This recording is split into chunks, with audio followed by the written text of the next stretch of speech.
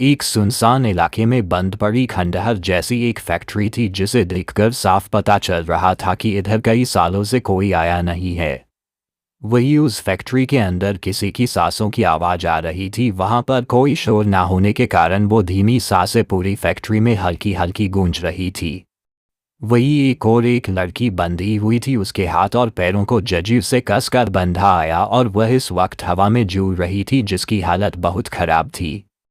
उसके कपड़े गंदे और फटे हुए थे, उसके हाथ पैर से या यूं को है पूरे शरीर से खून टपक रहा था। साथ ही उसके शरीर पर बहुत सारे मारने के निशान थे, उनमें से कई पुराने थे तो कई ताजे थे। उसके चेहरे पर शायद एसिड डाला गया था जिस कारण उसका पूरा चेहरा बिगड़ चुका था। ऐसा लग रहा था वैसे बहुत समय से टॉर्चर किया गया हो, जानवरों की तरह उसे पिटा गया हो। तभी फैक्ट्री का मेन दरवाजा खुला और एक के बाद एक 4 गाड़ियां अंदर आए। सबसे पहली गाड़ी में से कुछ हटके कटे बॉडीगार्ड निकले और उन्होंने अपने पीछे खड़ी कार का डोर ओपन किया। कार का डोर ओपन होते ही उसमें से एक लड़का बाहर आया जो दिखने में करीबन 28 साल का होगा। उसने एक वाइट कलर का 3 पीस सूट पहना हुआ था। वो बड़े ही अकड़ के साथ गाड़ी से बाहर आता है और अपने पहने कोट के आगे के बटन लगाकर कार की दूसरी ओर जाता है और दरवाज़ा खोलता है और अपना हाथ आगे बढ़ाता है। कुछ ही समय में उसके हाथ में एक कोमल नाजुक हाथ आता है और उसे अच्छे से थाम लेता है। उसके बाद उस कार से एक महंगे हिल पहने लड़की के लंबे पैर दिखाई दे रहे थे। लड़की ने इस वक्त एक ब्लैक कलर की मिनी ड्रेस पहनी हुई थी जो उसके घुटने के थोड़ा ऊपर थी। उसने अपने बाल खुले छोड़े हुए थे। उसकी उम्र कुछ 26 साल होगी। आंखों में नफरत लिए वह सामने अधमरी हालत में पड़े उस लड़की को देख रही थी और फिर वो दोनों शैतानों की तरह हंस रहे थे और उसे उस लड़की को देखकर घिन भी आ रही थी। वो लड़की जो कार से उतरी थी वो बड़े ही स्टाइल और नजाकत के साथ चलकर उस लड़की के सामने आती है तो वहाँ खड़ा लड़का लड़की के कमर पर हाथ रखकर उसके बगल में आकर खड़ा होता है। दोनों में एक दूसरे के बहुत करीब थे और दोनों ही उस लड़की को ऐसे देख रहे थे जैसे किसी गंदे कचरे की ढेर हो। फिर वो लड़का अपने पीछे खड़े बॉडीगार्ड को इशारा करता है। इशारा पाकर वो बॉडीगार्ड आगे आकर वहां बंदी जंजीर को खोल देता है और इसी के साथ वो लड़की जो बंधी हुई थी वो एकदम से नीचे गिर जाती हैं। जोर से गिरने के कारण उसकी चीख निकल जाती है, पर इसे वहां खड़े किसी को भी कोई फर्क नहीं पड़ा। फिर अचानक वहां खड़ी लड़की आकर परवाह और चिंता दिखाने का नाटक करते हुए कहती है, तुम्हें समझ नहीं आता, देखो तुम्हारे कारण बेचारी को चोट लग गई ना, चलो तुरंत माफी मांगो। फिर नीचे गिरी लड़की की ओर देखकर कहती है, अरे सिया ये क्या हो गया, तुम अचानक ऐसे नीचे कैसे गिर गई, आओ मैं तुम्हें उठाने में मदद करती हूँ। ये कहकर वो उसके हाथों को पकड़ लेती है और उनमें अपने नुकीले नाखून बढ़ाने लगती है जिससे वह लड़की की चीज निकल जाती है। वह जोर से चिल्लाने लगती है तो दूसरी लड़की उसका हाथ एक तरफ झटक देते हुए खड़ी हो जाती हैं और पीछे खड़े बॉडीगार्ड को और अपना हाथ बढ़ाती है तो वह बॉडीगार्ड जल्दी से एक साफ रुमाल उसके हाथ में देता है जिससे वह लड़की अपने हाथ साफ करने लगती है। वह हाथ ऐसे साफ कर रही थी जैसे अभी अभी उसने कोई गंदी चीज को छुआ। फिर वह लड़की कार की ओर जाती है और कार से एक छोटा सा बॉक्स निकालकर उस लड़की के सामने आकर खड़ी हो जाती है और उस बॉक्स में से एक मिठाई निकालकर उसके मुंह में जबरदस्ती डालते हुए कहती है, लो मिठाई खाओ सिया, तुम्हें पता है यह मिठाई किस खुशी में है, तुम्हें कैसे पता होगा ना, तुम तो फॉरेन में आराम कर रही थी, चोरी किए पैसे से ये सब सोचते हैं, मैंने कुछ नहीं किया, तुम्हारी माँ की कसम। वो जमीन पर पड़ी सिया कुछ नहीं बोलती, बस अपनी आंखों में हवा लिए उसे देखने लगती है तो दूसरी लड़की कहती है, कोई बात नहीं, चलो मैं ही बता रही हूँ, आखिरकार कुछ तो लगती हूँ तुम्हारी। यह मिठाई इस खुशी में है कि आज मेरे मंगेतर सॉरी तुम्हारे कभी ना होने वाले मंगेतर से शादी कर ली। साथ ही साथ पता है तुम्हारी सगी माँ जिसने तुम्हें पैदा किया, आज उसने अपने बेटों से भी बढ़कर मुझे मानकर अपनी सारी जायदाद मेरे नाम करवा दी। मेरे आखिरकार जो मेरा था वह मुझे मिल ही गया। फिर अपनी भोली सी सूरत बनाकर आगे कहती है, सिया आज मेरी शादी हुई है, क्या तुम मुझे कोई तोहफा नहीं दोगे? चलो कोई बात नहीं, मैं ही तुम्हारी ओर से खुद को एक तोहफा देती हूँ, तुम्हें बस उस पर सिग्नेचर करनी है, बस सिंपल, मेरे लिए इतना तो करोगी ना? ये कहती है, फिर वाइट सूट पहनी लड़की की ओर इशारा करती है तो वह लड़का तुरंत एक पेन और कुछ डॉक्यूमेंट उस लड़की के हाथ में थाम आता है। वह लड़की वो डॉक्यूमेंट लेकर सामने पड़ी सिया की ओर करती है और बोलती है, चलो जल्दी से इस पर अपने साइन कर दो। वही सिया जो अब तक जबरदस्ती मिठाई खिलाने जाने पर खास रही थी, अचानक उन डॉक्यूमेंट्स को देखकर उसकी आंखें बड़ी हो गई, इसकी खांसी तक रुक गई। एक नज़र उन डॉक्यूमेंट्स को देखने के बाद फिर वह लड़की सामने खड़ी लड़की के आंखों में आंखें डालकर उसे देखने लगती है।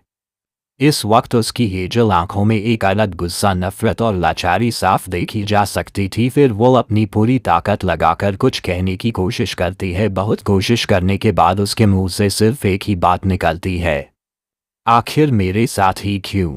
मैंने तो कभी तुम्हारा बुरा नहीं किया, हमेशा अपना परिवार माना, पर तुमने मेरे साथ ऐसा क्यों किया रागिनी? बताओ मुझे। और फिर उसके पीछे खड़े उस वाइट सूट पहने हुए लड़के को देखते हुए कहती है, वरुण, मैंने तो तुम्हें अपना प्यार माना था, तुम्हें पूरी शिद्दत से प्यार करती थी, तुम मुझसे शादी करने वाले थे, तुम मुझसे प्यार करते थे, हम हमेशा साथ रहने का वादा किया था एक दूसरे से, तो तुम ये सब क्यों कर रहे हो? सब कुछ तो तुमने मुझसे छीन लिया, मेरा परिवार, मेरा नाम, मेरी जगह, सब कुछ आज तुम्हारे पास है, फिर भी तुमने मेरे साथ ऐसा क्यों किया? उसकी ऐसी बातें सुन सामने खड़ी लड़की को बाहर दो गुस्सा आता है और वह उस नीचे पड़ी लड़की को एक जोरदार लात मारती है, जिससे वह लड़की नीचे गिर जाती है। फिर रागिनी आगे बढ़कर सिया के हाथ पर अपनी हील गढ़ाते हुए कहते हैं, क्यों किया मैंने? ये जाना चाहती हो ना तो सुनो, मैंने कभी तुम्हारा कुछ नहीं किया, वह सब मेरा था, वो परिवार, वो दौलत, स्टाइलिश स्टाइल सब मेरा था, वो तुम थी जो बीच में आ गई थी, वह तुम थी जिसकी वजह से ये सब मुझसे छीन जाने वाला था, और रागिनी कभी ऐसे होने नहीं देती। तुम्हारी बस इतनी गलती है कि तुम मेरे माँ पापा की असली बेटी है और मैं नहीं, और यह सब जो हो रहा है ना उसका और एक रीजन है, वह है वो बुढ़ा जिसके वजह से मैं लगभग सड़क पर आ गई थी, मैंने तो उसे भी ठिकाने लगा दिया, अब बारी तुम्हारी है। वही सिया जो उसकी बातें सुन रही थी, वो कुछ कहना चाहती थी पर अचानक उसको अपने पेट और गले में बहुत दर्द होने लगा और जैसे ही उसने अपना मुंह खोला उसके मुंह से लगातार खून बहने लगा। ये देखकर वह सामने खड़ी रागिनी को देखती है तो वह कुचिलता से हंसते हुए कहते हैं, शायद मेरी शादी की मिठाई तुम्हें रास नहीं आई। सिया समझ जाती है कि उस मिठाई में जहर था और धीरे धीरे वह जमीन पर लेट जाती है, पर वह डॉक्यूमेंट्स पर साइन नहीं करती और अपनी आंखें बंद कर लेती है। जब रागिनी दिखती है सिया जमीन पर पड़ी हुई थी और उसके सांसें नहीं चल रही थी तो पहले तो उसे बहुत गुस्सा आया, क्योंकि मरते समय भी सिया ने उन डॉक्यूमेंट्स पर साइन नहीं किए थे। रागिनी गुस्से में आकर बेहोश पड़ी सिया को 4-5 लातें मारती है। ये देखकर उसके पीछे खड़ा वाइट सूट पहना हुआ वरुण आगे आता है और कहता है, रागिनी बेबी कामडन, वो मर चुकी है और वैसे भी हमारा काम तो हो चुका है ना, इसके कि साइन करने ना करने से कोई फर्क नहीं पड़ता, सो शांत हो जाओ, शांत हो जाओ कहकर वह उसे शांत करने लगता है। लड़की भी उसकी बात सुनकर लंबी सांस लेती है और खुद को शांत कराती है। फिर उस लड़के की ओर देखकर कहती, हम तुम सही कह रहे हो वरुण, और वैसे भी हम दोनों अब हमारी प्यारी सिया के प्रॉपर्टी पर ऐश करेंगे। फिर दोनों हंसते हुए वापस कार में बैठकर निकल जाते हैं। वहीं जमीन पर पड़ी सिया जो आधी बेहोशी में थी और उसकी सांसें भी बहुत धीमा चल रही थी, जहर के कारण उसे अपने पूरे शरीर में बहुत जलन और दर्द महसूस हो रहा था। उसकी आंखों के कोनों से आंसू बह रहे थे। वह एकटक ऊपर देख रही थी जहां से हल्की हल्की रोशनी आ रही थी। उसे ये भी पता नहीं था कि दिन है या रात। वो अपनी अब तक की जिंदगी के बारे में सोच रही थी। फिर वो अपने मन नहीं कहते हैं, आखिर हमारे साथ ही ऐसा क्यों हुआ? क्या हम इसी के लायक है? आज तक हमने किसी को भी तकलीफ नहीं दी, फिर हमारे खुद के परिवार में हमें ठुकरा दिया, हमारी प्यार ने हमें धोखा दिया, और ऐसी बदकिस्मत क्यों हूँ मैं? फिर आसमान में देखते हुए बस अगर एक मौका मिल जाता तो अपनी जिंदगी बदल कर रख देती मैं। जिन्होंने मुझे इस हालात में लाकर रख दिया उन सब की जिंदगी जहन्नुम बना देते, सबको बर्बाद कर देते, जिसने मुझे बर्बाद किया सबको। अपने मन में गुस्सा और बदले की भावना लेते हुए सिया ने अपना दम तोड़ दिया। उसके आंखों के सामने अंधेरा छाने लगा और वह उस अंधेरे में डूबती चली गई, और बीते वक्त के साथ उसका बेजान शरीर वही उस गंदगी और धूल मिट्टी में एकदम शांत पड़ हुआ था। अभी भी सिया को अपनी आंखों के सामने अंधेरा दिख रहा था, पर उसे अपनी सर में बहुत दर्द हो रहा था। दर्द एक वक्त में इतना बढ़ गया कि उसे ना चाहते हुए भी अपनी आंखें खोलनी पड़ी। एक झटके से अपनी आंखें खुलती है। अचानक तेज रोशनी के कारण उसने अपनी आंखें बंद करी। कुछ देर बाद अपनी आंखों को रोशनी के साथ एडजस्ट करने के बाद सिया ने अपनी आंखें खोली और आसपास देखने लगी। इस वक्त वो हॉस्पिटल के एक कमरे में थी। उसके मुंह पर ऑक्सीजन मास्क लगा हुआ था, हाथों पर ड्रिफ्ट लगाई गई थी जिसके एक तरफ खून और दूसरे तरफ ग्लूकोज था। सिया को समझ नहीं आ रहा था ये क्या हो रहा है, क्या किसी ने उसको बचा लिया है, पर जिस तरह का दर्द उसे महसूस हो रहा था उसे तो ऐसा लग रहा था वह मर चुकी है। पर कभी अचानक उसकी नज़र सामने गई जहां पर एक बड़ा सा आईना था जो उस हॉस्पिटल के वार्ड में ही दीवार की तरह से जब उस आईने में खुद को देखती है तो चौंक जाती है और अपने हाथ से उन सुइयों को एक झटके से निकालती है जिससे उसे बहुत दर्द होता है। पर उस दर्द को नज़रअंदाज कर वह बिस्तर से खड़ी हो जाती है और अपने लड़खड़ाते कदमों के साथ आईने के सामने जाकर खड़ी हो जाती है। आईने में लगभग एक 17 साल की पतली कमजोर पर सुंदर लड़की खड़ी थी। उसकी हेजल आइस उसको और खास बना देती थी। उसके बाल बस थोड़े बिखरे हुए थे पर भी उसे अलग लुक दे रहे थे। सर पर बहुत पटिया बंधी हुई थी फिर भी उसकी खूबसूरती छुपाए छुप नहीं रही थी। सिया खुद से कहती है, जब मुझे मारी दिया किया गया था तब मैं 26-27 साल की थी, पर अब मैं वह अपने 17 साल की एज में हुई सा लग रहा था। थोड़ी देर सोचने के बाद उसकी आंखें बड़ी हो जाती है और वो खुद से ही कहती है, क्या जो मैंने अभी देखा वह सपना था या मैं टाइम ट्रैवल करके 10 साल पीछे आ गई। फिर वह आईने पर अपना हाथ रख खुद के अक्स को छूते हैं। सिया इंडिया के लिए 10 अमीर फैमिली में से एक परिवार राव परिवार की बेटी है। राव परिवार में family head old mister Raghav Rao 66, उनका बेटा विनाश राव 41, उसकी पत्नी रेवा राव 39 और उनके 3 पोते राम राव 28, आधिर राव 25 और नक्श राव 22 थे। पर फिर भी उन्हें एक प्यारी पोती चाहिए थी और शायद भगवान ने उनकी सुन ली। जब मिसेस रेवा राव सिया की मां का 8 मंथस तब उनका एक बड़ा एक्सीडेंट हुआ था और इसके वजह से उनकी इमरजेंसी डिलीवरी करनी पड़ी और उन्होंने एक बेटी को जन्म दिया। हॉस्पिटल के गलती के कारण उनकी बेटी किसी दूसरे के बच्चे के साथ एक्सचेंज और वह की अभी घर चली।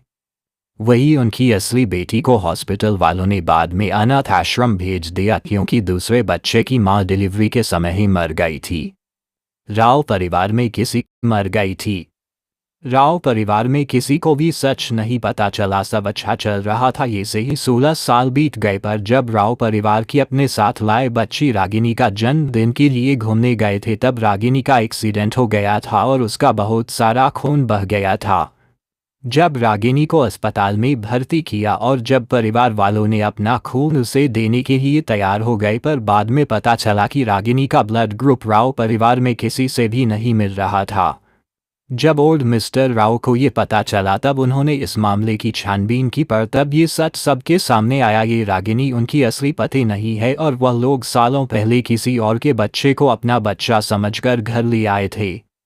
फिर ओल्ड मिस्टर राव ने अपनी असली पोतिका को ढूंढने का फैसला लिया। इस दौरान बहुत मुश्किल से उन्हें अपनी छोटी के बारे में कुछ पता चला। लगातार 6 महीने लगातार छानबीन के बाद उन्हें आखिरकार अपनी असली पोती की जानकारी मिली। उन्हें पता चला कि उनकी पोती का नाम क्या है, वह उम्र में रागिनी कितनी है, ज्ञानी 16 साल की है और इस वक्त महाराष्ट्र के एक अनाथ आश्रम में है। इस बारे में पता चलते ही उन्होंने बिना टाइम वेस्ट किए जल्दी से उसे अपने परिवार के पास वापस लाने का फैसला किया और उसे लेने चले गए और सिया को सब सच बताकर उसे वापस अपने परिवार में ले आए।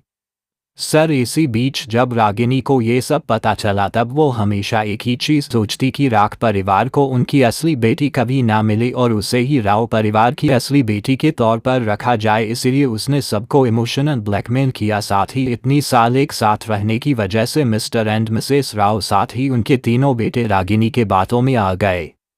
जब मिस्टर ओल्ड राव सिया को लेकर वापस दिल्ली आए, अपने घर लेकर चले गए। सफ़र के दौरान मिस्टर ओल्ड राव के प्यार और अच्छे बर्ताव के कारण सिया और उनके बीच अच्छा कनेक्शन आ गया था। जब वो घर पहुंचे तो घर पर कोई भी मौजूद नहीं था। ये देखकर मिस्टर ओल्ड रॉय को गुस्सा आया क्योंकि राव परिवार की असली बेटी का स्वागत करने के लिए उसका खुद का परिवार भी वहाँ नहीं था। उन्होंने इसे नज़रअंदाज किया और अपने घर में बरसों से काम कर रही केयरटेकर आशा मौसी को बुलाया और उन्हें सिया से मिलाया। फिर उन्होंने उन्हें सिया को कमरे में ले जाने के लिए कहा। सिया की ओर देखकर कहा, लंबे सफ़र के बाद आप थक गई होंगी, कमरे में जाकर आराम कीजिए, जब सभी आ जाएंगे तब हम आपको बुला लेंगे, फिर हम आपको सभी से मिलवा आएंगे। उनकी बात सुन सिया प्यारी सी मुस्कुराहट चेहरे पर लाते हुए कहती हैं, जी दादाजी, और वह आशा मौसी के साथ चली जाती है। आशा मौसी सिया को एक कमरे में लेकर आती है। क्या जब कमरे को देखती है तो हैरान रह जाती है। रूम बहुत बड़ा था, पूरे रूम में पर्पल और वाइट कलर का थीम रखा गया था जिससे वो और भी ज़्यादा सुंदर लग रहा था। एक बड़ा सा बेड, उसके बगल में बड़ी सी विंडो, उसके पास छोटी सी स्टडी टेबल और कुछ किताबें। वही उसके अपोजिट साइड एक बहुत बड़ा ड्रेसिंग रूम। कमरा बहुत अच्छा था। सिया ने लाइफ में पहली बार इतना बड़ा कमरा देखा था। उसे तो विश्वास ही नहीं हो रहा था कि इतना बड़ा कमरा उसका भी हो सकता है, पर उसने यह बात ज़्यादा दिखाई नहीं। आशा मौसी ने भी उसे आराम करने का कहकर वहां से चली गई। सफ़र के कारण वह बहुत थक गई थी। उसने जिंदगी में पहली बार इतना सफ़र किया होगा, नहीं तो उसने कभी जिस शहर में वह रहती है उसे भी ठीक से नहीं देखा था। वह वहां पर बेड पर जाकर लेट गई। थकान के कारण उसकी जल्द ही आंख लग गई। सिया की आंख तब खुली जब उसने दरवाजे पर किसी ने ना किया तो सिया जल्दी से उठकर बैठ गई और हिचकिचाते हुए कहती है, अंदर आ जाइए। उसके कहते हैं। आशा मौसी अंदर आती है और कहती है, बिटिया आप फ्रेश हो जाइए और हमारे साथ चलिए, मास्टर ने आपको अपने स्टडी रूम में आने को कहा है। ये सुनकर सिया जल्दी से खड़ी होती है और कहती, हाँ हाँ बस 5 मिनट, हम अभी आते हैं। ये कहकर वो वस्तु में जाकर फटाफट फ्रेश हो जाती है और आशा मौसी के साथ स्टडी रूम की ओर चल पड़ती है। थोड़ा चलने के बाद वह एक बहुत बड़े दरवाजे के सामने खड़ी होती है। आशा मौसी आगे बढ़कर 2 बार दरवाजे पर माफ़ करती है तो अंदर से आवाज़ आती है। अंदर आए आवाज़ सुनते ही आशा मौसी अंदर जाती है, साथ ही सिया भी उनके पीछे पीछे अंदर आती है। या जब अंदर आती है तो वह देखती है एक तरफ जहां सोफे के अरेंजमेंट गए थे वहां पर एक बड़े सोफे पर 3 हैंडसम लड़के बैठे हुए थे। वहीं दूसरी ओर एक सोफे पर एक मिडल एज कपल बैठा हुआ था। फिर भी वह दोनों देखने में यंग लग रहे थे। वही उसके एक तरफ रखे सोफे पर मिस्टर ओल्ड्राउ बैठे हुए थे। सिया को वहां देखे वो उसे अपने हाथों से इशारा कर अपनी तरफ आने को कहते हैं। ये देखकर सिया उनकी ओर आकर खड़ी हो जाती है तो दादाजी उसे बैठने के लिए कहते हैं। वो थोड़ा हिचकिचाते हुए दादाजी के बगल में बैठी है और सामने खड़े उन 5 लोगों को एकटक देखने लगती है। वही स्टडी रूम में बैठे लोग जब दरवाजे पर नॉक होता है तब उस और देखते हैं आशा मौसी के साथ एक लड़की अंदर आ रही थी। सब उस लड़की को देखते ही रह गए थे। जब वो अंदर आए दिखने में वो काफ़ी दुबली पतली थी। उसके बाल उसके कमर तक थे। ऐसा लग रहा था उसका शरीर का अभी तक पूरी तरह से डेवलपमेंट नहीं हुआ, फिर भी वो बहुत सुंदर दिख रही थी। उसका एक अलग ही लुक आ रहा था। उसकी हाइट काफ़ी अच्छी थी, साथ ही उसका छोटा प्यारा है उस पर टिमटिमाती काली बड़ी बड़ी आंखें जो शायद अपने पिता की तरह थी, और जब वो मुस्कुराती थी तब उसके गालों पर डिंपल पड़ते थे जो हूबहू अपने माँ की तरह थे।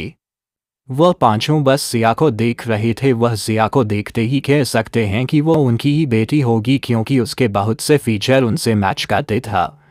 उनका ध्यान तब टूटा जब उनके कानों में मिस्टर ओल्ड्रॉय की और आपकी आवाज़ बड़ी जो सिया से कह रहे थे, सिया मेरी बच्ची, इनसे मिलो, यह है तुम्हारा परिवार, यह जो सामने बैठे हैं वो है तुम्हारे माता पिता अश्विन और रेवा, वहीं दूसरी तरफ ये जो तीनों बैठे हैं न वह है तुम्हारे बड़े भाई रवि, नक्शा और अधीर। फिर वह सामने बैठे सभी की ओर देखते हुए कहते हैं, यह है तुम तीनों की छोटी बहन और तुम्हारी बेटी और हमारी पोती सिया। उनका इतना कहना ही था कि ना चिल्लाते हुए कहता है, यह मेरी बहन नहीं है, मेरी बहन सिर्फ मेरी रागिनी है, मेरी प्रिंसेस ही मेरी बहन है, समझे आप यूं ही किसी को भी मेरी प्रिंसेस की जगह नहीं दे सकते। मैं सिर्फ मेरी प्रिंसेस का भाई हूँ और किसी का नहीं। ये सब वह सिया को देखते हुए और चिल्लाते हुए। उसका ऐसा बर्ताव देखकर मिस्टर ओल्ड्राउ अपने हाथ में पकड़ी छड़ी जमीन पर भटकते हुए कहते हैं, बदतमीज लड़के, तुम्हें पता भी है तुम किससे क्या बात कर रहे हो? ये तुम्हारी असली बहन है, समझे, अपनी बहन। दादाजी की गुस्से भरी आवाज़ सुनकर नक्श अपनी जगह पर शांति से बैठ जाता है, पर वह अभी आपको गुस्से से घूर रहा था जिससे सिया काफ़ी डर गई थी। तभी रवि सिया को ऊपर से नीचे तक देखते हुए किया था। तो यह है वो लड़की। उसका ऐसा कहना ही था कि सिया अपनी आंखें उठाकर उसे देखती है और उसके कानों में बस एक ही आवाज़ गूंज रही थी, तो वह ये है वह लड़की। कोई कुछ और कहता तभी स्टडी रूम का दरवाजा खोला और एक सुंदर सी लड़की अंदर आई जिसने एक पिंक कलर की फ्रॉक पहनी हुई थी, मैचिंग जूते, हाथ में घड़ी पहनकर वो अंदर आती है और सामने बैठी सिया को देखती है, फिर सोफे पर बैठे सभी को दिखती है। रागिनी को देख मिस्टर एंड मिसेस राव खड़े होकर उसके पास जाते हैं और उसे बड़े ही प्यार से पूछते हैं, बेबी आप यहाँ क्या कर रही हो? उनका क्वेश्चन सवाल सुनकर रागिनी मासूम सा मायूस चेहरा बनाते हुए कहती है, अब आप मुझे छोड़ दोगे? मैं आपकी बेबी नहीं हूँ, मैं भाई की प्रिंसेस नहीं हूँ, आप मुझे छोड़ दोगे? आप उस लड़की के लिए मुझे छोड़ दोगे? ये कहकर रोने लगी।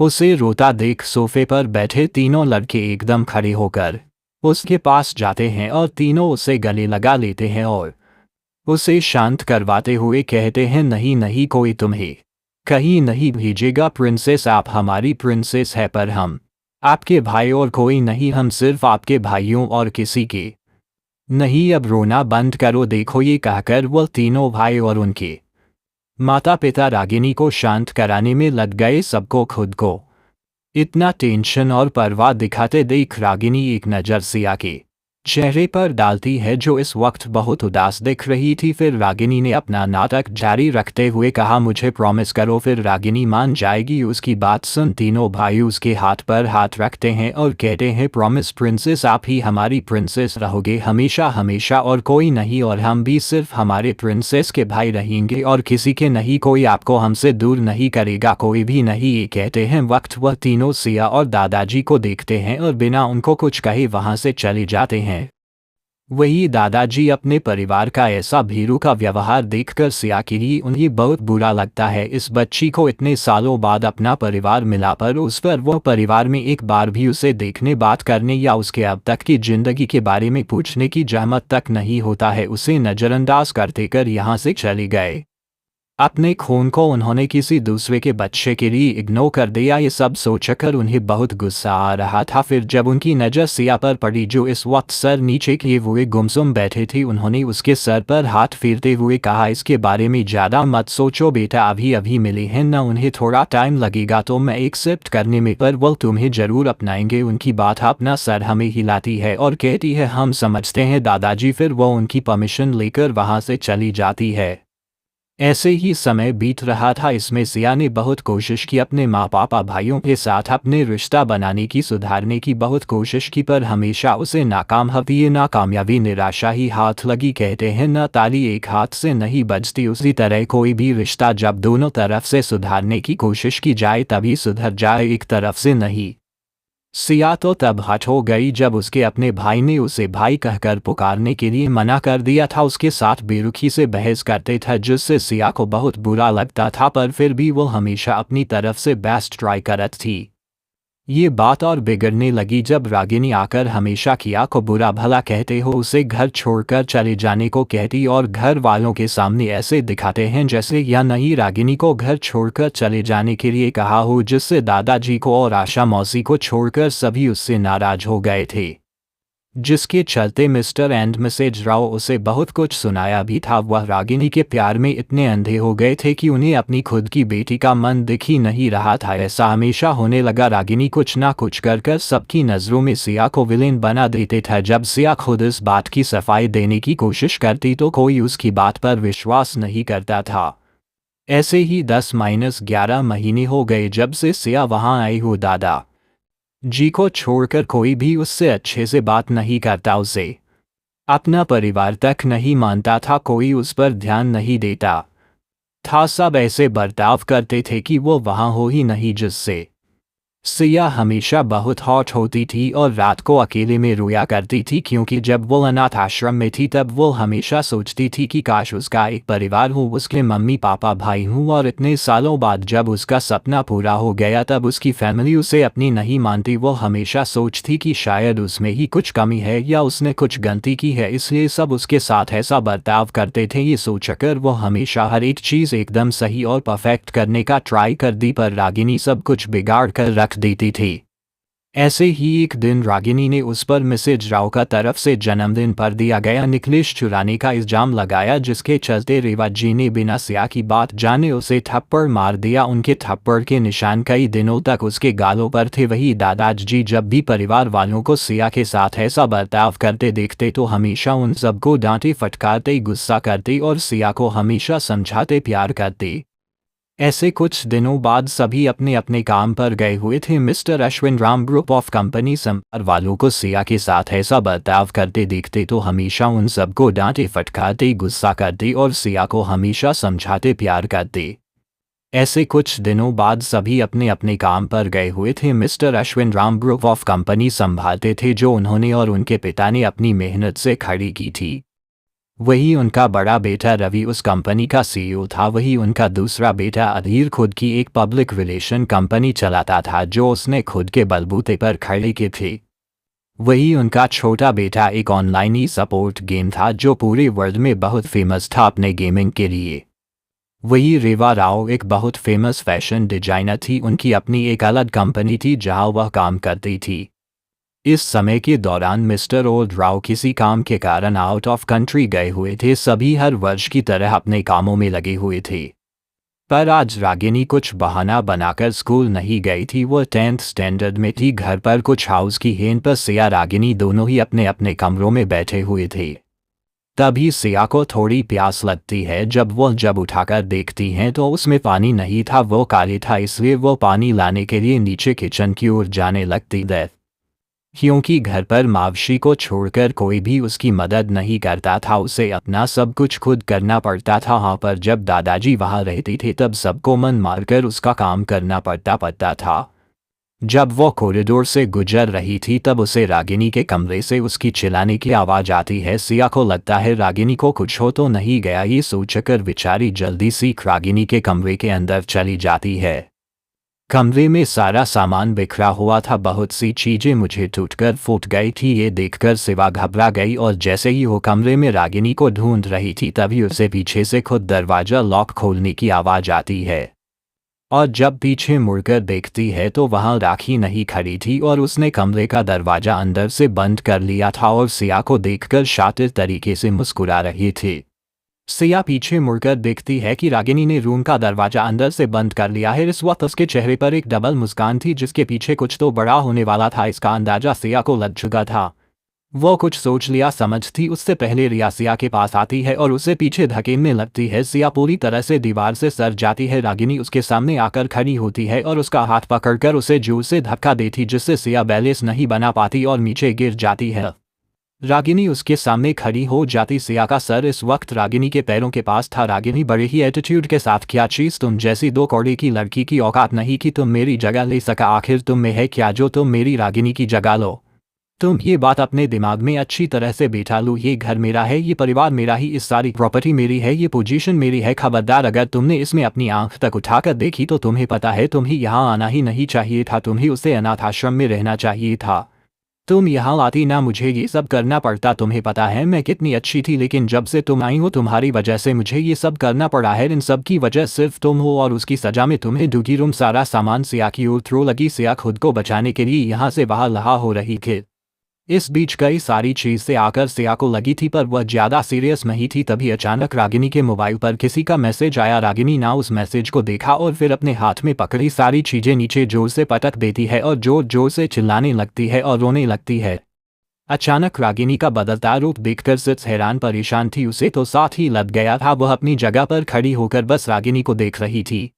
रागिनी जोर जोर से चिल्लाते हुए रोते हुए कहती, सिया सिया मुझे मत मारो, प्लीज मुझे मत मारो। देखो मैं मानती हूँ कि तुम्हारे साथ गलत हुआ, पर इसमें मेरी कोई गलती नहीं थी। क्या प्लीज? फिर वह जोर से चिल्लाती और खुद का ड्रास पाने लगती है। फिर वो इसी तरह चिल्लाते वह सामने दीवार के पास जाती है और वहां पर जाकर अपना सर दीवार से भीड़ा देती है। ये देखकर बेचारी सिया उसे रोकने और उसे बचाने जाती है तो रागिनी उसके दोनों हाथ पकड़कर अपने पास खींचते हैं और ऐसे दिखाते हैं जैसे सिया से वो बचने की कोशिश कर रही। इसमें जोर जोर जोर से चिल्ला रही थी और दीवार पर सर लगने से उसके सर पर चोट का निशान भी बन गया था। साथ ही उसने अपने नाखून से खुद के हाथ पर बहुत सारी खरोच मार ली थी। वो रोते बिलखते बार बार सिया को छोड़ने की, माफ करने की बातें कर रही थी, या तो सदमे में थी, उसे समझ ही नहीं आ रहा था। कि क्या करे, पर फिर भी उसने रागिनी को ये सब करने से खुद को नुकसान पहुंचाने से रोकने की बहुत कोशिश की। तभी दरवाज़ा खुलने की आवाज़ होने लगती है, जैसे कोई बाहर से कोई दरवाज़ा खोलने की कोशिश कर रहा है। ये देखकर और समझकर रागिनी धड़ाम के साथ नीचे गिर जाती है। वह ऐसा दिखा रही थी जैसे अभी अभी सिया ने उसे जोर से जमीन पर गिराया हो। तभी एक जोरदार आवाज के साथ दरवाजा खुलता है और पूरा का पूरा राव परिवार अंदर आ जाता है। तीनों भाई साथ ही मिस्टर एंड मिसेस राव भी अब तक अंदर आ चुके थे। वो तीनों पूरे कमरे की और रागिनी की हालत देखते हैं और फिर सिया को देखते हैं। तीनों भाई जाकर जल्दी से रागिनी को संभालते हैं और वहीं मिसेस राव आगे आकर सिया को जोरदार थप्पड़ मारती है, जिससे सिया लगभग नीचे गिर जाती है और उसके होठों के कोन से खून निकलने लगता है। फिर वह सिया को भला बुरा कहते हुए रागिनी के पास जाती है। रागिनी उनके गले लगकर बिलक बिलक कर रोने लगती है और कहती है, मुझे बचा लो सिया, मुझे मार दे, मुझे बचा लो, पता नहीं यार क्यों पागलों जैसा भी है कर रही थी, मैंने कुछ नहीं किया, मुझे बचा लो। वहीं से अपने गाल पर हाथ रख के सामने सबको देख रही थी। सबकी आंखों में वो खुद के लिए नफरत और गुस्सा देख सकती थी, जिससे उसका दिल टूट रहा था। रागिनी सिया की ओर देखकर घबराने का नाटक करती है और मिसेस राव को किसके पकड़ती हुई कहती है, जिया देखो, मुझे पता है कि तुम्हारे साथ जो हुआ गलत हुआ, पर इसमें मेरी क्या गलती है? तुम खुद भी जानती हो कि वो बस एक गलतफहमी की वजह से हुआ, लेकिन इसमें मेरी क्या गलती? तुम मुझे क्यों सजा दे रही हो? अगर तुम चाहती हो तो मैं ये सब छोड़कर चली जाऊंगी, पर प्लीज़ ऐसा मत करो प्लीज़।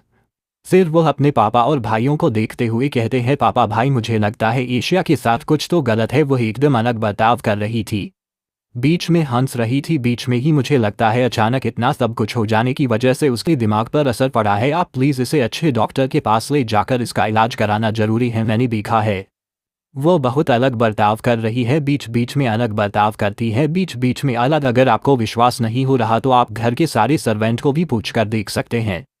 तो वही बाहर खड़ी एक नौकरानी अंदर आती है और वो कहती है, हाँ मैडम, रागिनी मैडम जो कह रही है वो एकदम सच है, मैंने इन्हें पागलों जैसी हरकतें करते हुए देखा है।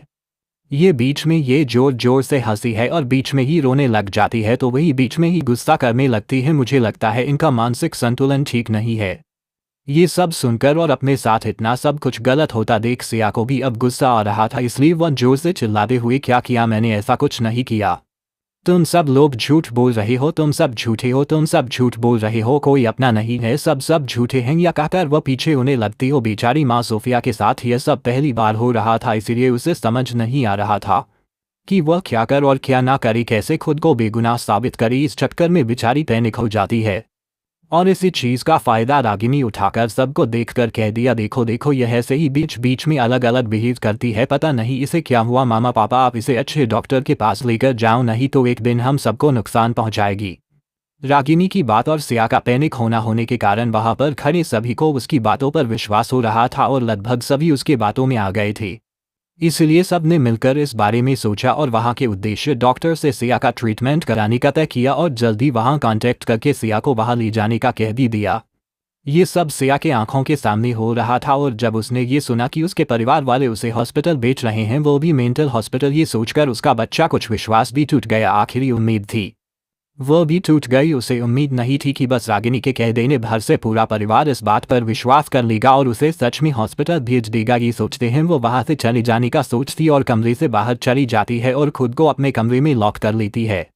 घुटनों के बल बैठकर जोर जोर से रोने लगती हैं। आखिर उसके साथ ही ऐसा क्यों होता है? जब पैदा हुई तब घर वालों परिवार से दूर हुई, भरा पूरा परिवार होने के बावजूद भी एक अनाथ की तरह जिंदगी जी, और जब अपना परिवार मिला तो उस परिवार ने उसे अपना मानने से इनकार कर दिया और अब तो वह उसे मेंटल हॉस्पिटल भी भेजने के लिए तैयार होकर, वह भी बस उस लड़की के कहने पर। सिर्फ ना उनमें से किसी ने उसके साथ बात करने की कोशिश की, ना उसे समझने की कोशिश की, नहीं उसे अपनी सफाई में कुछ बोलने का मौका दिया, सीधा ऑर्डर दे दिया। किसी ने आकर पूछा तक नहीं कि आखिर हुआ क्या था। किसी न न्यू भी नहीं, कोई नहीं है मेरा, ये परिवार भी मेरा नहीं है, ये परिवार रागिनी का है।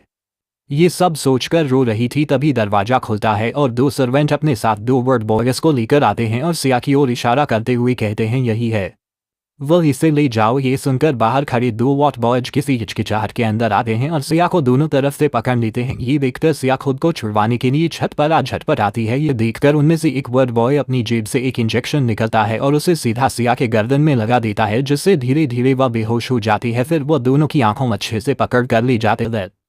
क्या अभी पूरी पोस्ट नहीं हुई थी? उसकी आंखें हल्की हल्की खुली हुई थी, उसे अपनी बॉडी में बिल्कुल भी कोई भी हरकत करने को नहीं हो रही थी। ऐसा लग रहा था किसी ने उसके पूरे शरीर से उसकी जान निकाल दिया। वह बस अब खुली आंखों से अपने उस सो कॉल्ड परिवार को देख रही थी जो उसे मेंटल हॉस्पिटल भेजने के लिए तैयार हो गया था। वह सभी हॉल में थे और सिया को ऐसे नहीं जाते हुए देख रहे थे। अधखुनी आंखों से सिया सबके चेहरे देखती है। सबके चेहरे पर अलग अलग भाव थे, पर तभी उसकी नज़र रागिनी के चेहरे पर जाती है जिस पर जंग जीतने वाली एक मुस्कुराहट थी, पर उसकी आंखों में एक तंज कसने वाली चमक। उसे वहां से ले जाते हैं पर हॉस्पिटल में एडमिट कर देते हैं, जहां पर रागिनी के कहने से उसके साथ बहुत टॉर्चर किया जाता है। उसे कई दिनों तक भूखा रखा जाता है। जब भी सिया वहां से भागने की कोशिश कर भी उसे बुरी तरह से पीटा जाता था। ऐसे ही एक महीना बीत चुका था जब एक बार वहां से भागने की कोशिश की थी, तब उसे बहुत बड़ा बिजली का झटका लगा था जिससे वह वहीं गिर गई थी। जब उसकी आंखें खुली तब वह इसी तरह एक हॉस्पिटल के कमरे में थी। उसके बाद भी उसे वापस उसी मेंटल हॉस्पिटल लेकर जाया गया और वापस बहुत टॉर्चर किया गया। प्रेजेंट टाइम सिया ये सब सोच रही थी। उसे अब सब कुछ समझ आ रहा था कि वो वापस टाइम ट्रैवल करके आए हैं। उसे किस्मत में एक मौका दिया है और सिया ने अपने मन में ठान लिया था कि वह यह मौका बिल्कुल भी जाया नहीं जाने देगी। तभी उसे याद आता है कि यह वही हॉस्पिटल है जहां उसे बिजली का झटका लगने की वजह से एडमिट किया गया था जब वो भाग रहे थे। अब थोड़ी देर बाद वह मेंटल हॉस्पिटल के डॉक्टर और नर्स की उसे यहाँ से ले जाएंगे और वापस वहीं पर करेंगे। ये सब सोचकर सिया ने वहां से भागने का इरादा कर लिया। उसने जल्दी से बेड से उठकर आसपास के सभी जगह को अच्छे से देखा। उसके बाद उसे बाथरूम में एक छोटी सी लड़की दिखी। उसने फटाफट वहां लगी कान छटाई। उस दौरान उसके हाथों को देश का आज की वजह से कट लग गए थे, पर उसने उसके परवाह नहीं की और जल्दी जल्दी सारी रात हटाकर बाथरूम में बनी हुई छोटी सी खिड़की से बाहर फूट गई। कुत्ते वक्त उसके पैरों पर चोट भी आई थी, पर उसने इसे परवाह नहीं की और आगे भागने लगी और हॉस्पिटल के बड़े से गार्डन की ओर चली गई। जब वो बड़े बड़े पेड़ों के पास से जा रहे थे तब उसने देख लिया था कि उस हॉस्पिटल के नज़र बस उसे ढूंढ रहे हैं। ये देखकर वह पहले खो गई और जल्दी जल्दी छुपने के लिए जगह ढूंढने लगी। इसी दौरान वह किसी से टकरा गई क्योंकि बहुत कमजोर थी। ऊपर से अभी उसके हाथ से बहुत खून बह रहा था, इसलिए उसे चक्कर आ रहे थे। इसलिए उसने बिना कुछ सोचे समझे सामने खड़े उस इंसान से कहा, प्लीज़ प्लीज़ मुझे बचा लीजिए। ये लोग मुझे जानबूझकर यहाँ से ले जाना चाहते हैं और वहाँ ले जाकर टॉर्चर करना चाहती है। प्लीज़ मुझे बचा लीजिए। अगर आपने मुझे बचा लिया तो मैं प्रॉमिस करता हूँ मैं आप ये एहसान जल्दी चुका दूंगी, पर प्लीज़ मुझे इन सब से बचा लीजिए। ये कहते हो वह नीचे गिरने वाली थी कि सामने खड़े इंसान ने फुर्ती से उसे पकड़ लिया। जिसे सिया को पकड़ा था उसने एक 3 पीस बिजनेस सूट पहना हुआ था, आंखों पर चश्मा लगाया हुआ था, बालों को अच्छे से इज्जत से सेट किया हुआ था। उसके चेहरे पर कोई भी इमोशंस नहीं थी। उसकी बॉडी और हाइट बहुत अच्छी थी, दिखने में किसी बड़े फिल्म स्टार से कम नहीं था। वह बस अपनी चश्मे के पीछे छिपी आंखों से सिया को देख रहा था। तभी उसके पीछे से 2 यूनिफॉर्म पहने हुए बॉडीगार्ड आते हैं और कहते हैं, मास्टर गाड़ी रेडी है, अब हमें जाना चाहिए। पर तभी उसकी नज़र अपने मास्टर के हाथ में बाहों में बेहोश पड़ी लड़की पर जाती है तो वो कहता है, मास्टर ये लड़की। तो वह शख्स अपनी ठंडी आवाज़ में कहता है, इससे तुम्हारा कोई लेना देना नहीं। फिर वह सिया को अपनी गोद में उठाता है और अपने साथ ले जाकर वहां खड़ी लग्जरी कार में बैठ जाता है और ड्राइवर को अपनी कार में की ओर ले जाने का ऑर्डर देता है। कार में बैठने के बाद भी उसने सिया को अपने गोद से नहीं उठा रहा था। वही तक सिया को देख रहा था। इस वक्त वह क्या सोच रहा है या उसके मन में क्या है वह बिल्कुल समझ नहीं आ रहा था, क्योंकि उसके चेहरे पर कोई भी इमोशंस दिख नहीं रहे थे। वही गाड़ी की ड्राइविंग सीट पर बैठे ड्राइवर और पैसेंजर सीट पर बैठे उसके असिस्टेंट को एक बहुत बड़ा शॉक लगा था, क्योंकि उनके मास्टर जो लड़कियों को देखना तक पसंद नहीं करते थे, उनके आसपास सिचुएशंस भी उन्हें पसंद नहीं थी। आज वो खुद उन्हीं एक लड़की को अपने गोद में लिए ड्राइवर और पैसेंजर सीट पर बैठे उसके असिस्टेंट को तो एक बहुत बड़ा शॉक लगा था, क्योंकि उनके मास्टर जो लड़कियों को देखना तक पसंद नहीं करते थे, उनके आसपास सिचुएशंस भी उन्हें पसंद नहीं थी। आज वो खुद उन्हीं एक लड़की को अपने गोद में लिए बैठा देख रहे थे, पर उन्हें पता था वह इस बारे में उनसे कोई भी सवाल नहीं कर सकता और कर भी लिया तो उन्हें कोई जवाब नहीं मिलेगा। इसलिए उन्होंने चुपचाप रहने का ही फैसला लिया और गाड़ी फुल स्पीड से अपनी मंजिल की ओर निकल गई। हॉस्पिटल में सभी सिया को ढूंढ रहे थे। बहुत ढूंढने के बाद भी जब उन्हें नहीं मिली तो उन्होंने किसी को कॉल करके याका हॉस्पिटल से भाग जाने के बारे में बताएं, जिसे सुनकर दूसरी तरफ बात कर रहा इंसान बहुत गुस्से में उन सब पर बरसता है और उन्हें कहता है, मुझे किसी भी हालत में वो चाहिए। अगर किसी को इस बारे में पता चला तो मैं तुम सबको मर के दर्शन करा दूंगी। ये कहकर फोन कट हो जाता है और भाई सभी परेशानी में शिया को ढूंढने लगता है। एक बहुत बड़े लग्जरियस रूम में किंग साइज के बेड पर एक छोटी सी लड़की किसी बिल्ली के बच्चे की तरह खुद को समेटे हुए सो रही थी। वह कमरा बहुत बड़ा आलीशान था। उसका इंटीरियर डिज़ाइन थे मॉडर्न तरीके का था, शायद इटालियन स्टाइल का। हर जगह एकदम परफेक्ट तरह से सामान रखा गया था। साथ ही रूम का थीम भी बहुत सिंपल था, पर उसमें भी एक क्लास था। सुबह हो चुकी थी। वह अपनी बड़ी सी विंडो से सुबह की धूप बेड पर सो रही उस लड़की के चेहरे पर पड़ती है, जिससे उसका चेहरा और भी ज़्यादा सुंदर दिखने लगता है। धूप की वजह से लड़की नींद में पश्मीना का समस आने लगती है और करवट लेने लगती है। ऐसे ही एक दो बार मुझसे बात लड़की झट से अपनी आंखें खोलती है और उसका बैठ जाते हैं और अपनी काली तेरी आंखों से आसपास की जगह को देखने लगती है। और कोई नहीं, हमारी सियार थी, जिसे वह अनजान आदमी अपने साथ यहाँ लेकर आ गया था। सिया खुद को एक अनजानी जगह पर देखकर घबरा जाती है। उसे समझ नहीं आ रहा था कि वह यहाँ क्या कर रही है। बहुत जोर देने के बाद उसे बस इतना ही याद आता है कि उसका रिपोर्ट हुआ है। इसी के साथ खुद को बचाने के लिए वह हॉस्पिटल से भाग गई थी और किसी से टकरा गई थी और उससे हेल्प मांगी थी। उसके बाद उसकी आंखों के सामने अंधेरा छा गया था। उसके बाद क्या हुआ, वह यहाँ कैसे आई, किसने उसकी मदद की या नहीं, इस बारे में उसे कुछ नहीं पता था। सिया इस बारे में सोच ही रही थी कि तभी दरवाज़ा खुलता है और 1 मीटर एक औरत जिसने यूनिफॉर्म पहना हुआ था वह अंदर आती है। उनका यूनिफॉर्म देखकर ऐसा लग रहा था वह यहाँ की हाउस हेल्प है। जब वह देखती है कि बिस्तर पर सो रही छोटी ननकी अब उठ चुकी है तो उनकी आंखों में खुशी आ जाती है। वह जल्दी से सिया के पास आकर उसे कहती है, मैं आप उठ गई तब आपको कैसा फील हो रहा है, कहीं दर्द तो नहीं हो रहा है ना? अगर हो रहा है तो बिना ही चाहे आप हमें बताइए, हम अभी डॉक्टर को बुलाते हैं। सिया अचानक उनके आने से थोड़ी घबरा गई थी, लेकिन जब उसने उनकी बातों में खुद के लिए प्यार, परवाह और एक अपनापन महसूस किया तब उसकी घबराहट थोड़ी कम हुई। उस औरत को देखकर सिया हिचकी जाते हुए पूछती है, आप कौन हैं, मैं यहाँ कैसे आएगी, कौन सी जगह है? जिस पर वह औरत मुस्कुराते हुए कहती है, आप घबराएं मत, ये जगह एकदम सेफ है। आप इस वक्त हमारे मास्टर के घर में है, वही आपको यहाँ लेकर आए थी, पर तब आप बेहोश हो गई थी, इसलिए हमें तुरंत आपका इलाज कराया। तब हमें पता चला कि आप बहुत ज़्यादा इंजर्ड है, इसी के चलते आप बहुत ज़्यादा कमज़ोर हो गई है, इसलिए आप पिछले 3 दिन से व्यवस्थित और आज जाकर आपको होश आया है। उनकी बात सुन सिया को समझ आ जाता है कि जिस इंसान से चौक से उसने हेल्प मांगी थी उसने उसकी हेल्प की और उसे यहाँ लेकर आया। ये सोचकर वह आगे कुछ कहती उससे पहले वो औरत कहती है, लोग बातों के चक्कर में मैं तुम्हें अपना नाम ही बताना भूल गई। मेरा नाम लीला है, मैं यहाँ की हाउस हेल्प। अगर आपको किसी भी चीज़ की ज़रूरत हो तो आप मुझे बता सकती हैं मैडम। जिस पर सिया उनकी तरफ देखकर बड़ी ही पोलाइट कहती है, थैंक यू लीला जी, और आप मुझे बार बार मैडम मत कहिए, मेरा नाम क्या है और आप मुझसे बड़ी है इसलिए आप मुझे सिया कह सकते हैं। जिस पर लीला जी मुस्कुराते हुए कहते हैं, उसकी एक शर्त है, अगर तुम मुझे लीला जी की जगह आंटी बुलाओगी तभी मैं तुम्हें क्या कहकर बुलाऊं, नहीं तो मैं तुम्हें मैडम ही कहूंगी। लीला जी की बात सुनकर सिया के उदास चेहरे पर एक छोटी सी मुस्कुराहट आती है। उनको देखकर कहती, जी आंटी। जिस पर लीला जी कहती हैं, ठीक है आप जाकर फ्रेश हो जाइए, तब तक मैं मास्टर को बताती हूँ कि आपको होश आ गया है। वह सिया को बाथरूम तक छोड़कर जल्दी से अपने मालिक को ये बात बताने के लिए चली जाती है। लीला की जल्दी से एक बड़े से स्टडी रूम के सामने जाकर खड़ी होती है और धीरे से वहां का दरवाज़ा खटखटाती है। अंदर से एक ठंडी आवाज़ आती है, कॉमेन। तो लीला जी अंदर जाती हैं और बड़े ही वो लड़की कहती है, मास्टर सिया को मेरा मतलब है वो मैडम जिससे आप अपने साथ लेकर आए थे, उन्हें होश आ गया है। उनकी बात सुनकर लैपटॉप पर काम कर रहा शख्स अपनी नज़र बिना लैपटॉप से हटाए उन्हें कहता है, उसे अच्छे से दवाई और ब्रेकफास्ट कराने के बाद उसे मेरे पास भेज दीजिए। लीला जी अपना सर हाँ में हिलाकर वहाँ से चली जाती है। जल्दी से किचन में जाकर सिया के लिए कुछ हल्का फुल्का नाश्ता बनाकर वापस उस कमरे में आती हैं जहाँ सिया को रखा गया था। जब वो अंदर आती है तब देखती हैं क्या वहाँ बने बेड पर बैठी है और कुछ सोच रही है। वो अंदर आकर सिया से कह दिया, आप जल्दी से ये नाश्ता कर लीजिए और दवाई खा लीजिए।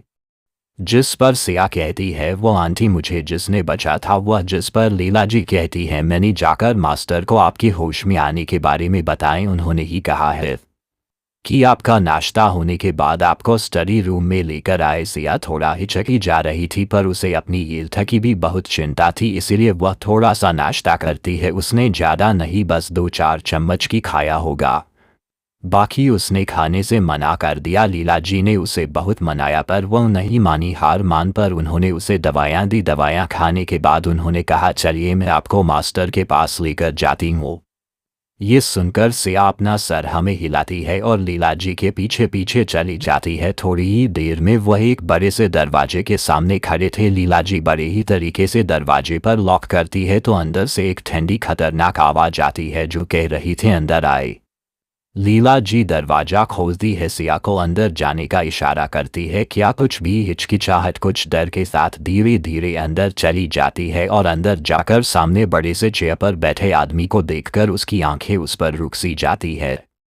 सामने बड़ी सी चेयर पर एक बहुत हैंडसम आदमी बैठा हुआ था। उसकी उम्र लगभग 28 साल होगी और उसकी हाइट लगभग 6.5 इंच शुरू, साथ ही उसकी मस्कुलर बॉडी गेरुआ रंग और उसकी नीली आंखें परफेक्ट शेप का चेहरा पर उस पर कोई भी इमोशंस नहीं थे।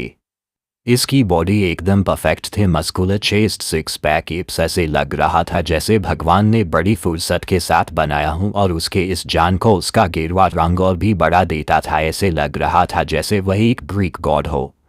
वो इस वक्त अपने लैपटॉप स्क्रीन पर कुछ देख रहा था। जब उसे एहसास हुआ कि कोई स्टडी रूम में आया है तो वह अपनी ठंडी मिला आंखें उठाकर सामने देखता है। तब उसे अपने सामने एक दुबली पतली सी लड़की दिखती है जो एक तक उसे देख रही है।